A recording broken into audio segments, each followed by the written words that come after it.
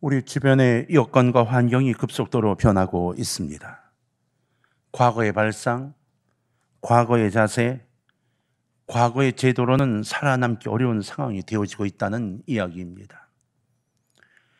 그래서 여기저기에서 개혁을 부르짖지요. 그러나 개혁이 생각처럼 이렇게 성공을 거두지 못합니다. 지난주일 말씀을 전했던 것처럼 그 성공을 거두지 못한 이유는 다른 것이 아닙니다. 바로 개혁을 하는 것들의 주체가 인간이 아니기 때문입니다. 제도를 개혁하고 구조를 조정하고 사회 시스템을 정비하고 다 좋지만 정작 사람이 개혁되지 않고 있다는 겁니다. 오늘 본문 1절은 우리에게 신앙의 개혁이란 것이 무엇이고 어떻게 하는 것이 올바른 방향인가 하는 것을 잘 설명해 주고 있습니다. 세상의 개혁은 사람들의 편리를 위해 개혁하겠다고 이야기하지만 결국 또 다른 아픔들을 주고 말죠. 왜냐하면 자신들의 이익을 위한 개혁을 추구하기 때문인 겁니다.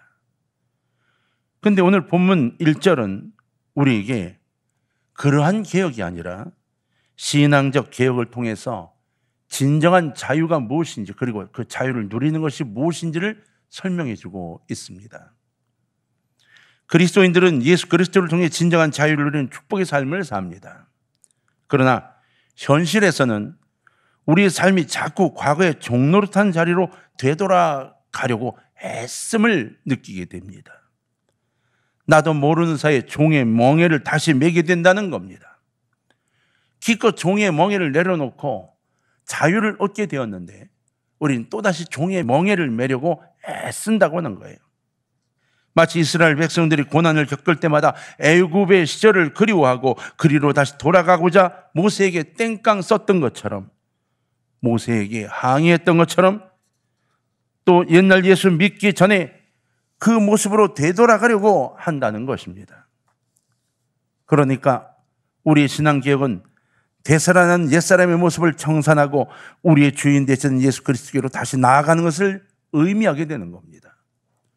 그럼 지금 종교개혁의 달에 우리가 말하는 이 신앙의 개혁은 무엇인가? 아주 쉽습니다.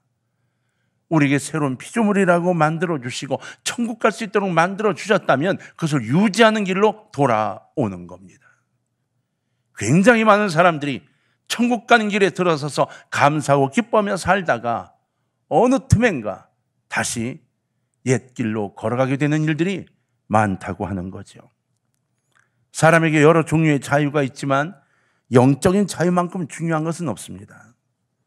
우리가 우상 앞에 절하지 않고도 두렵지 않은 것, 부적을 지니지 않아도 두렵지 않은 것, 무당을 찾아 묻지 않아도 돼지머리 앞에 절하지 않아도 불안하지 않은 것, 이것이 얼마나 소중한 자유입니까?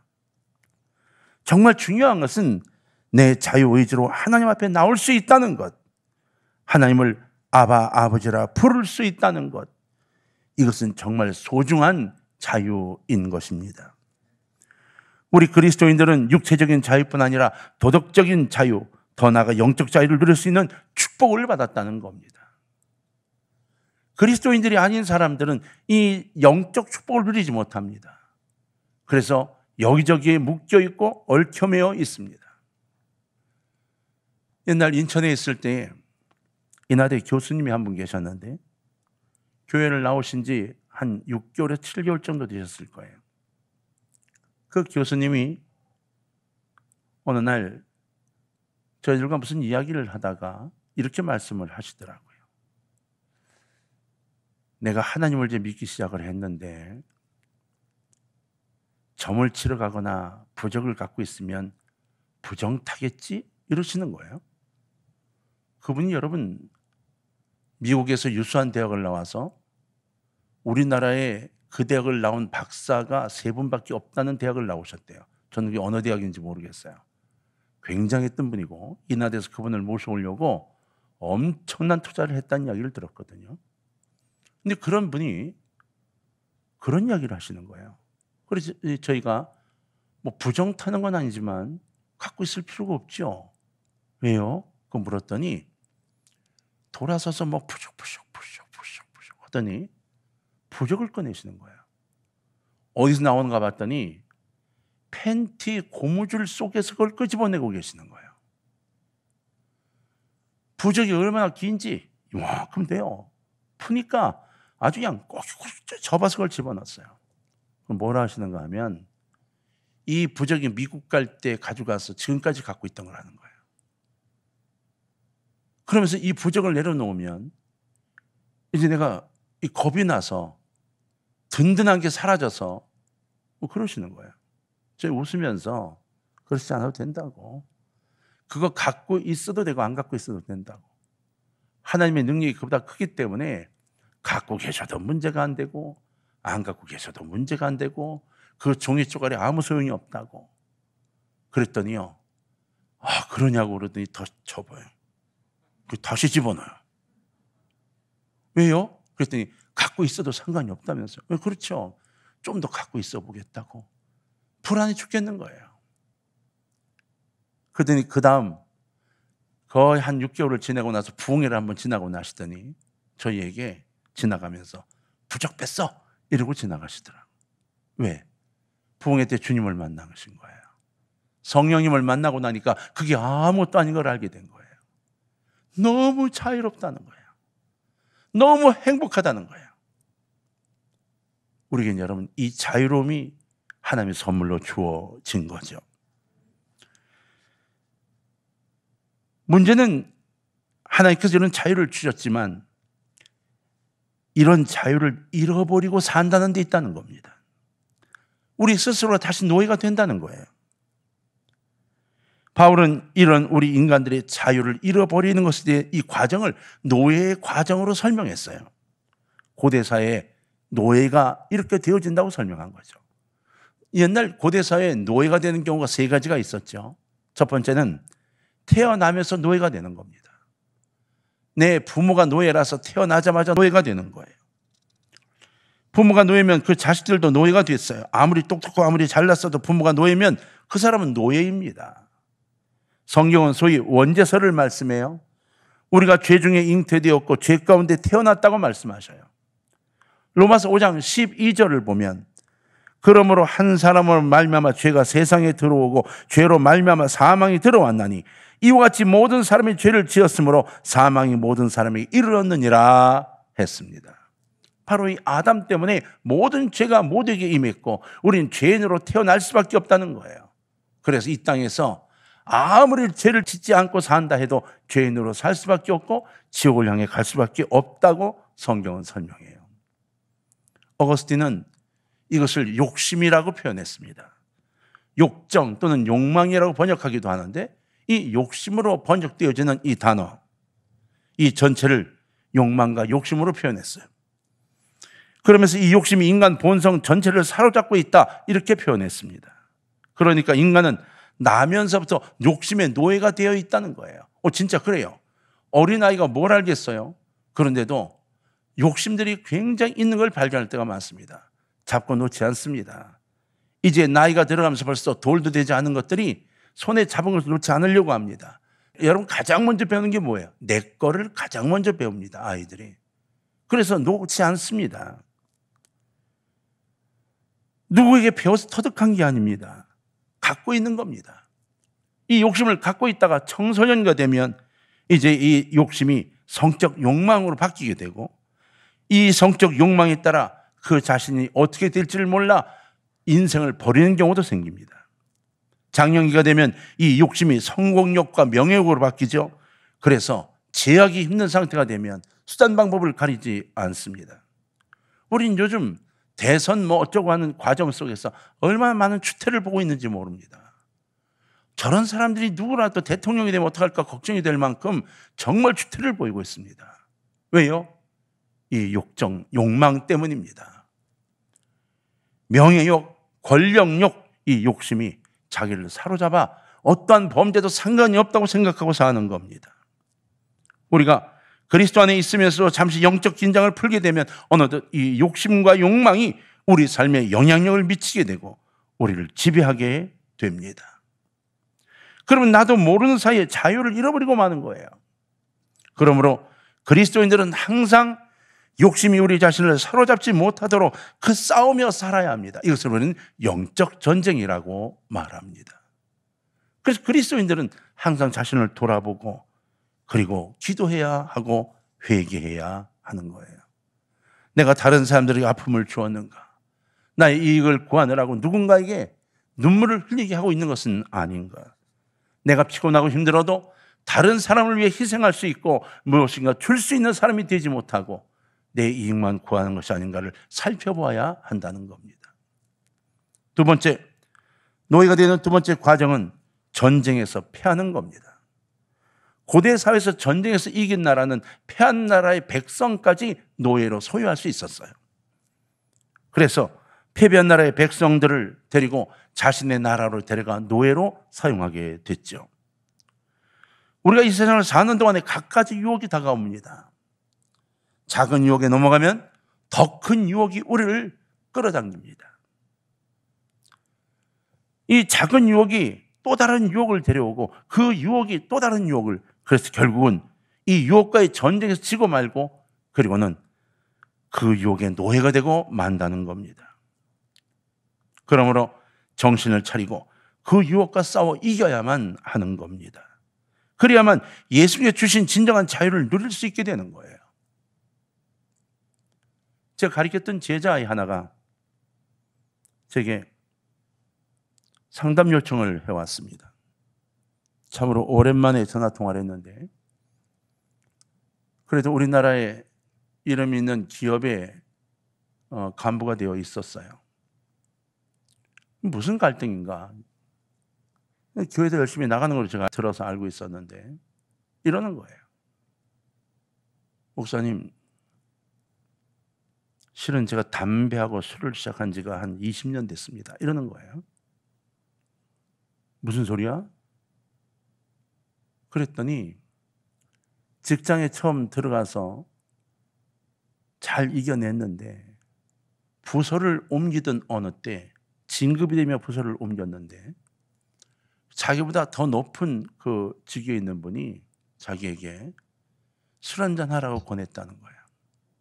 그러면서 나도 교회를 다니는데 요거 한 장 정도는 이 분위기 봐서 네가 말단이면 내가 말을 안 해. 근데 이제 이 정도 됐으니까 분위기를 좀 살려야 되니까 한 잔만. 이렇게 시작된 것이 20년 동안 점점 늘어나 이제는 술과 담배가 자기 생활이 되어버렸다는 거예요. 그럼 정말 괴로운 게 뭐냐 하면 기도가 안 된다는 거예요. 기도가 제대로 안 된 지가 20년이 됐다는 거예요. 근데 나이가 점점 들어가니까 불안해지기 시작하는 거예요. 직장도 앞으로 얼마나 더 다녀야 될지 모르겠지만 이러다가 내가 지옥 가는 게 아닌가 점점 불안해진 거예요. 그래서 저한테 연락을 해온 거예요. 우린 이처럼 유혹과의 전쟁에서 패배할 때가 많습니다. 사단은 여러분 절대로 한꺼번에 미사일을 들고 달려들지 않습니다. 사단은 한꺼번에 로켓을 들고 달려들지 않습니다.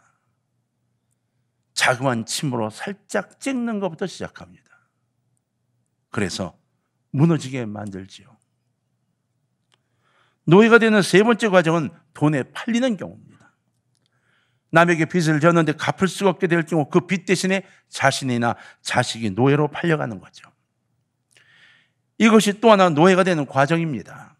우리가 신앙생활을 하면서 한번 잘못을 범하고 나면 그것이 빌미가 되어 계속 헤어나오지 못하는 경우가 있습니다. 우리가 과거의 잘못에 발목이 잡혀서 계속해서 종로를 타며 사는 경우를 말하는 거예요. 그러므로 우리는 과거의 허물과 잘못을 회개하고 그것으로부터 자유해야만 합니다. 그렇지 않고서는 주님이 주신 자유를 제대로 누릴 수가 없게 됩니다. 그런 척하고 살지만 실은 갈등하고 고민하게 되는 거예요. 실제로 그리스도인들 가운데 주님께서 주신 자유를 잃어버리고 다시 종의 멍에를 메고 사는 사람들이 얼마나 많은지 모릅니다. 신앙 개혁은 바로 나도 모르게 다시 메고 있는 종의 멍에를 벗어버리는 것입니다. 주님이 주신 참된 자유, 그걸 누리기 위해 하나씩 내려놓는 것이죠. 우린 여러분 이러한 갈등들을 느낄 때도 있어요. 제가 이러한 상담을 요청받은 적이 있습니다. 어떤 사정인지 모르지만 한 달에 한 번씩 먼 곳을 다녀와야 되는 일정이 잡혔습니다. 그래서 그 일정 때문에 한 달에 한 번은 어쨌든 하루를 비워야 하는 거예요. 그렇게 해서 서너 달을 지냈는데 어느 날 기도하면서 마음에 탁 뭐가 걸렸는가 하면 그동안 하나님의 일들을 바쁘다는 핑계로 다 못한 거예요. 이렇게도 못하고 저렇게도 못하고 다 못한 거예요. 기도도 다 게을러진 거예요. 왜? 돈 버느라고 뭐 집안일을 하느라고 수많은 핑계를 댄 거죠. 그런데 몇 달을 지내다가 어느 날 교회에서 예배를 드리며 목사님이 기도하는 그 시간에 고개를 숙이고 있는데 떡하니 이 생각이 나는 거예요. 정말로 바빠서 기도할 시간도 없었고 정말로 바빠서 성경 볼 시간도 없었는데 지금은 한 달에 하루를 비우고 있네. 이 생각이 툭 난 거예요. 그러면서 주님이 자신을 쳐다보이는 듯한 느낌을 딱 받았다는 거예요. 그 순간 견디기가 너무 힘들었던 거예요. 어떻게 하면 좋을까 갈등이 됐다는 거예요. 저는 그분에게 그렇게 말했어요. 그래도 집사님은 아직 영적으로 살아있네요. 그랬어요. 굉장히 많은 성도들이 그것도 느끼지 못하고 삽니다. 내가 이렇게 얘기했어요. 왜요? 이미 다 팔려 넘어가 버린 겁니다. 제가 말씀드렸죠. 이 시대는 돈의 노예가 되어 사는 시대라고. 그래서 하나님 모든 걸 다 던져버리고 그 노예로 살아가며 혹시나 몰라 주님을 붙잡고 있는 시대. 이러다 혹시 무슨 일이 생기면 주님의 도움을 구할지도 모르니까 그저 끈 하나 붙잡고 있는 형태. 그러나 하나님은 절대로 바보가 아니십니다. 하나님은 절대로 그렇게 해주지 않으십니다. 오늘 본문 말씀은 우리가 주님 주신 자유를 회복하고 다시 누리기 위해 반드시 기억해야 할 몇 가지 중요한 교훈을 우리에게 요청하고 있습니다. 첫 번째, 소망을 가지고 살아야 한다는 겁니다. 우리에게 이렇게 말씀하시는 거예요. 소망을 가지고 살아. 어떤 소망이요? 5절을 보면 의의 소망을 기다리노니 라고 말씀하고 있습니다. 주님께서 주신 참된 자유를 누리고자 하는 소망을 가지라는 거예요. 하나님이 주신 이 참된 소유, 이것이 지금 내게 없더라도 이 소망이 반드시 내게 있어야 할 것이고 하나님 내게 주실 거라는 소망을 가지라는 겁니다. 왜? 이것은 하나님이 약속하신 거예요. 하나님의 자녀가 되면, 하나님께 마음을 돌려놓으면 하나님이 자유를 주시겠다고 약속하신 것. 그러므로 사랑하는 동안의 가족 여러분, 여러분들이 이 소망을 가슴속에 꼭 붙잡기를 주의 이름으로 축원합니다. 비록 지금 그 자유로움이 없더라도, 지금 답답하더라도, 그래도 반드시 주님 내게 이 자유를 주실 거야 하는 소망만큼은 버리지 않기를 주의 이름으로 축원합니다. 소망을 가지고 그 소망을 향해 몸부림치게 되면 더 이상 자유를 잃어버리지 않게 될 것이고 언젠가는 그 자유를 온전하게 누리게 될 것이라고 성경은 이야기하고 있습니다. 우리 그리스도인들에게 소망이 정말 필요합니다. 저 영원한 하나님 나라를 소망하는 것은 물론이고 이 땅에서 진정한 그리스도인의 자유를 누리며 사는 소망을 가져야 합니다. 종의 멍에를 내던지고 진정한 자유자로 살고자 하는 간절한 소망을 갖는 일은 굉장히 중요합니다. 모든 일에 자유로울 수 있는 것, 영적으로 자유로울 수 있는 것, 악한 마귀의 협박에 굴하지 않는 것, 이것이 바로 소망에서 시작이 됩니다. 두 번째, 성령님을 의지해야 합니다. 5절에 보니까 우리가 성령으로 믿음을 따라라고 말씀하고 있습니다. 우리 그리스도인들은 주님께서 주신 자유를 얻는 과정에서도 그리고 그 자유를 지키고 누리는 과정에서도 성령의 도우심이 절대적임을 알아야 합니다. 맞습니다. 성령님의 역사가 없으면 우리 스스로 이겨나갈 힘이 별로 없습니다. 우리 여러분 사탄을 싸워 이길 힘이 별로 없습니다. 이렇게 생각하시면 돼요. 마치 어린아이가 태어나자마자 자기 스스로 무엇을 할 수 없는 것처럼 우리도 그렇습니다. 하나님을 만나도 우리 스스로가 사탄과 싸워 이길 수 있는 힘이 우리에게 없습니다. 그래서 우리 그리스도인들은 이 땅에서 자유인으로 살고자 할 때 사탄과의 전쟁을 하게 되는데 그 사탄이 우리에게 전쟁을 벌이기 시작하면 우리는 너무나 무기력해진다는 겁니다.